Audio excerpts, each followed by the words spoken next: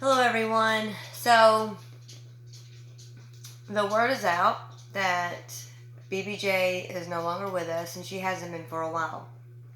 Sorry, just got to eat and text minutes. To say I was livid when finding this out is an understatement. Like I said, I have an outer monologue, like I talk out loud to myself instead of inside of my head. I was scrolling on my community recommended, and I saw that Gorlick Bread had posted a community tab post about um, FFG's passing. Saying he said that it was like October 23rd, or October 2023, something like that. And I'm like, wait, what? BBJ passed? Like, I thought FFG said she was going to tell us about that. If something was to happen. I click off, clear out, and I'm scrolling through my recommended, and FFG had just finished a stream like almost an hour. It was 57 minutes ago, and I clicked on it immediately. I'm like, I need to know what the fuck is going on, because I was pretty pissed. Because I'm making tea, and I'm like sitting there like, well, she told us that if something like this were to happen, she would let us know. But anything else, privacy. That's it, And absolutely fair. But don't make promises you can't keep. Watching the video, and she says the time that's being alleged that BBJ passed isn't true. However, she did pass. And selfishly, I did not tell y'all because of what happened after my mom died. That's what she like, semi-quoting her. Because of Chantal weaponizing the death of her mother. Listen, we may see how people handle things to a degree, but you gotta understand, FFG loved her mother. They had a great relationship, regardless of what her fuckhead brother says.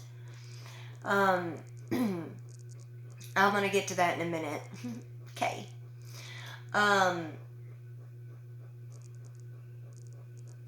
I believe that her brother's talking out of his ass because he's bitter because she stopped paying his fucking rent.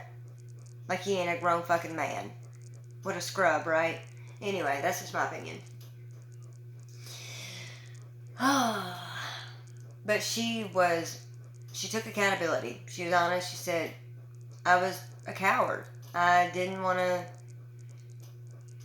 talk about it. I just had a lot of stuff going on in that period of time, and I just couldn't handle it. I couldn't.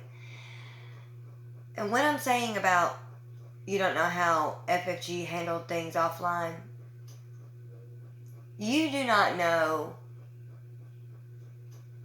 how hurtful that could have been, or how hurtful it was to French Fry Girl when Chantal, out of fucking thin air, it's only thin she knows, was calling her mother awful names.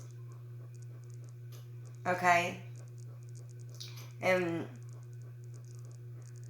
the way Chantal acted about, like, Chantal has weaponized every single thing FFG has ever talked about when it comes to family, animals, you name it. She's weaponized it against her, or against French Fry Girl.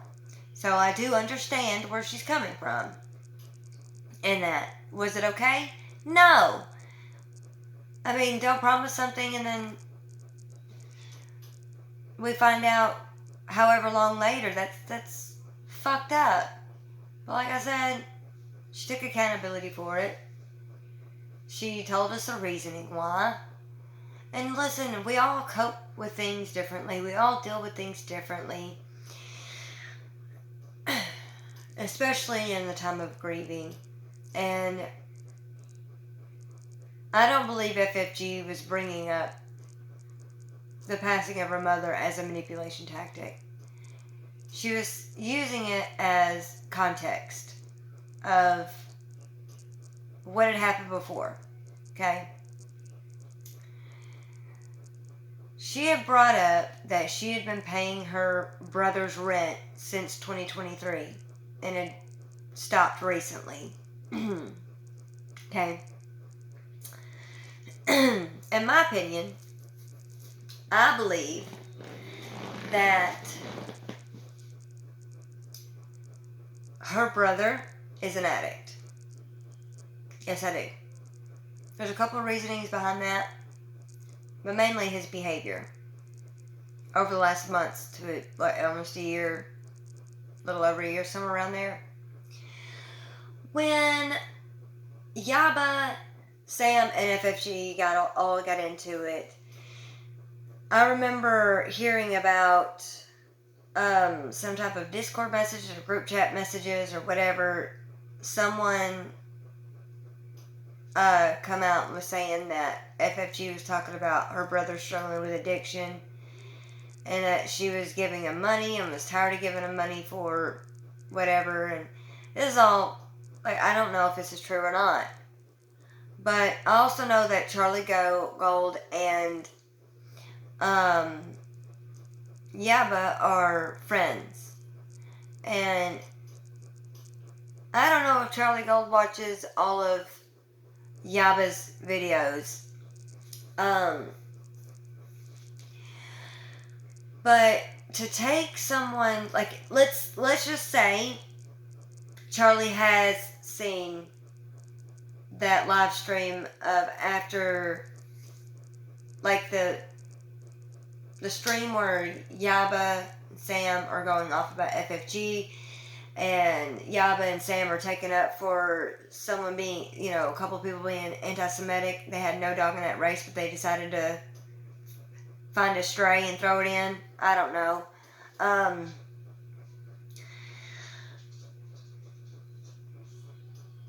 Like, everybody, I'm pretty sure everybody was, like, trying to figure out what the fuck was going on and why.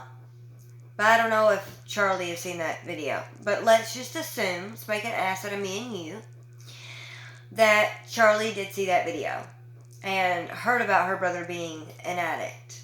Now, whether it's true or not, I don't know. But let's say it is. Why would you take his word as gospel? Why believe everything this man says if you already knew he was an addict? Would you believe every addict who told you a sob story or told you some fuck shit? I mean, that's you. You do you, boo. But, I mean, I like Charlie Gold. Don't get me wrong. I do. I do like her. I don't watch any of her beef with French Fry Girl because I don't give a fuck about that. I'm here for Chantal and Berlin. That's all I care about. I don't care about your opinion about this. And I don't care. I do not care. But I know that in live streams that Charlie does, she will throw some jabs in at FFG. She calls us Chinians, even though I've never said anything bad towards Charlie, and still wouldn't, because that's just not none of my business about their beef. That's all.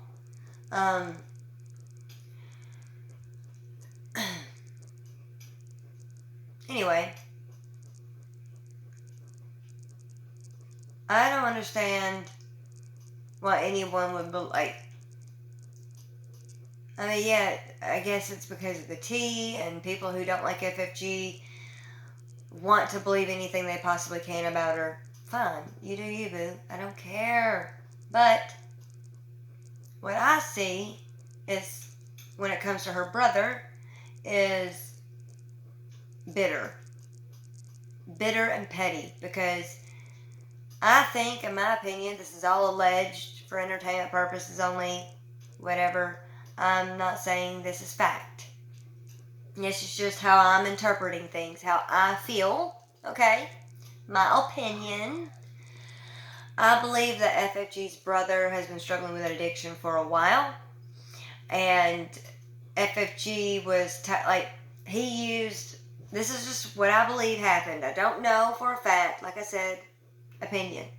I believe that he um, used FFG's emotions and grief to his advantage to take um, advantage of FFG, so he could have his bills paid and say, "Oh, well, I'm just going through a hard time. I can't work right now. You know, we lost our mother." Even though, like, I'm not saying that you have so long of a grace period to get over a passing loved one. Let me tell you something. Okay, so my mother died in 2020. I loved my mom very much. She was an alcoholic and a drug addict. Okay? Now, my granny, she died in 2010, and I'm not even joking. I still cry every day. I don't want to get emotional. I'm an emotional bitch, okay? Losing my granny was one of the hardest things I've ever had to go through in my life, and very traumatic. She was, she had gotten esophageal cancer again, and she had just lost my granddaddy, which was the love of her life, uh, 6 months prior, and she died 6 months later. And I believe that since the love of her life, her soulmate, passed, that wasn't like she didn't put up a fight. She did. But I felt like she wanted to be with him. You know, that her and him were the foundation of this family, you know. And I'm telling you, couple goals, 1,000%. They loved each other. They were in love with each other. Anyway, I'm going off of, but anyway, losing my granny was really hard. And it still is to this day. So you cannot dictate when someone's grieving process is over. It just doesn't work that way. However, you are not entitled to your sister's money, hard-earned money, at all. Point blank period. You're not. The entitlement is outstanding with you, little boy. I'm not going to call you a sir. No, you don't deserve that. To think that your sister owes you something because, like, she's paid your rent for like 2 years. Get a fucking job. Excuse me? Like, unless you have a disability, understandable, but why aren't you on, like, on disability, like on SSI or whatever, if you do. Like, you are not your sister's responsibility. You're not. You are your own responsibility, sir. And let me tell you something. Addiction sucks ass. It ruins everything. Everything. It ruins everyone. Let me tell you something. It changes people. It changes people. It'll forever change relationships, friendships, partnerships, whatever. It changes everything. It changes that person. Let me tell you something. I was addicted to painkillers over 7 years ago, but I've been sober since then. May 10th, 2018. Okay? The manipulation, the lies, the preying on someone's emotional or sympathy, you know, to get what they want. And if that doesn't work, then I didn't do that and attack people. I wouldn't like that. But I've known many people that when things don't go their way, when they don't get what they want, they will try to ruin that person's life. Okay? In fear of being outed about their shortcomings, about their problems, addictions, whatever. It's a fear tactic. It's to make that person fear them and not say a word about them in fear of what will be said. Hang on. Sorry, little one coming here. I do believe that he is saying all this stuff, doing all this stuff to hurt French fry girl. 100%. It's not about, oh, well, she's a bad person. No. It's about, you stopped enabling me. That pisses me off, and I'm going to ruin you in any way I can. Okay? That's what I think is going on.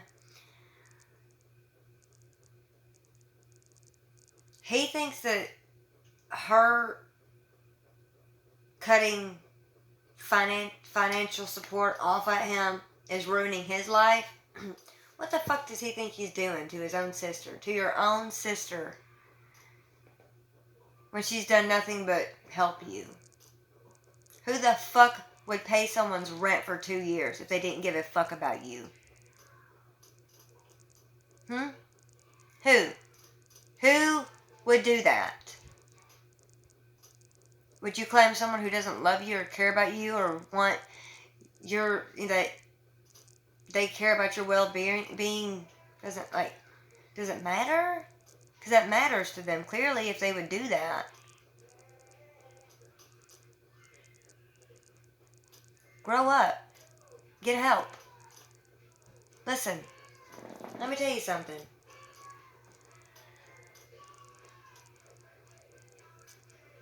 You may be able to make amends, but think about your sister, your family, anybody that you have fucked over thus far. Just think, even when you do get clean, the toll that still has on them people that you've hurt, that you've done wrong. Because you can ask for forgiveness, but they don't have to accept your apology. They don't have to forgive you. Think about that. Would you rather live your life being like a child that's sitting in a corner because they were told no for the rest of your life? Or do you want to get up, stand on your own 2 feet, go to work, and pay your own damn bills? It must have been nice to have someone pay your bills for 2 years. And probably then some. Allegedly, conspiracy, whatever.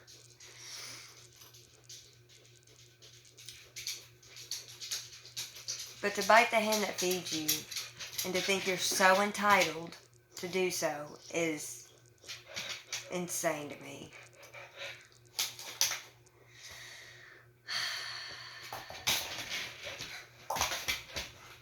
Sadie. When all she's done is help you, that's just crazy. But that's, in my opinion, that's addict behavior. You can bend over backwards for someone and still not be enough. Because one is too many and 1,000,000 is never enough.